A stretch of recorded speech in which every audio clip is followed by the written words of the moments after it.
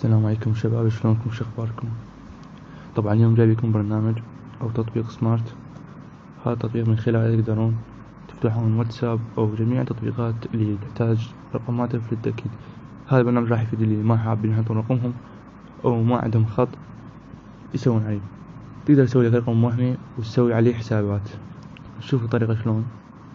هذا البرنامج راح اخليكم الرابط مالته، هو موجود على السوق بلاي او رابط خارجي موجود، بس ما اعرف اذا موجود على ايفون لو لا، ما ادري.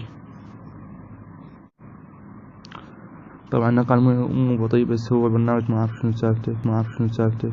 مرات يتأخر بالفتح.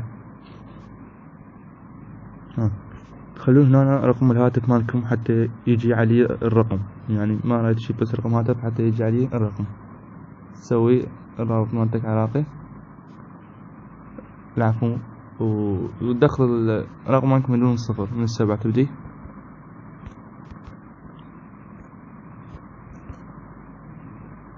تنتظر ثواني ويجيك الرقم اللي هو رقم اندونيسي. هذا الرقم راح اسوي عليه حسابات.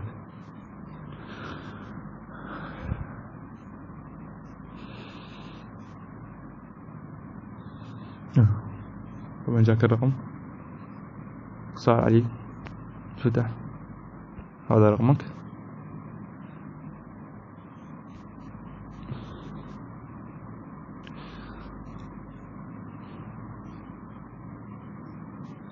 نطلع مثل ما تشوفون. هذا رقم 628897382094.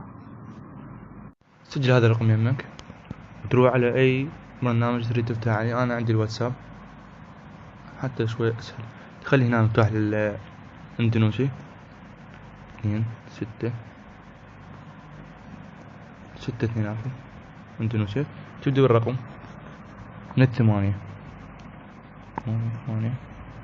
9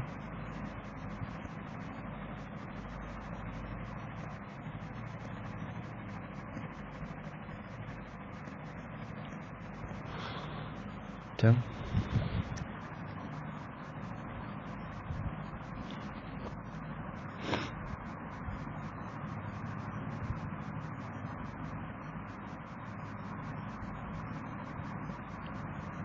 مثل ما تشوفون انفتح الواتساب. طبعا انا فاتح على هذا الرقم، جربوا قبل لا هاي، فانتم راح يطلب منكم رمز.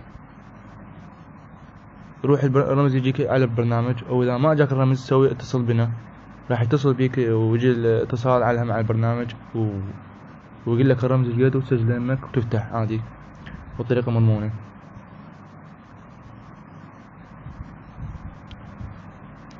مثل ما تشوفون انفتح. طبعا انا فاتح على هذا الرقم.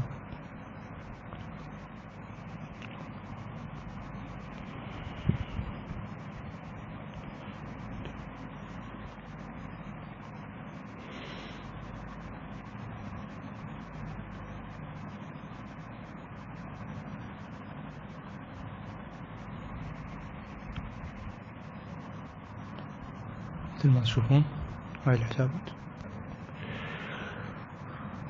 اتمنى فاتكم الفيديو، واللي اي شيء صار له مشكلة او ما اقدر قل لي يجيني خاص ويحاكيني وانا اشرح له الطريقة مرة ثانية. مع السلامة.